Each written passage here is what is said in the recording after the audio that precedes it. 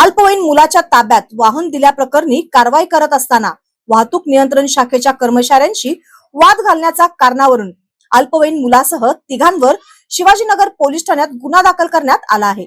गणेश मारुती कुंभार वय 26 राहणार तांबेमाळ व प्रकाश भाई राहणार रणछंचोड नगर राजकोट अशी त्यांची नावे आहेत। या प्रकरणी पोलीस अंमलदार विशाल महेश बाटुंगे यांनी फिर्याद दिली आहे। याबाबत पोलिसातून मिळालेली माहिती अशी, येथील शहर वाहतूक नियंत्रण कार्यालयासमोरून GJ3 KQ 7372 या दुचाकीवरून अल्पवयीन मुलासह गणेश कुंभार भाई प्रकाश तिघेजण निघाले होते।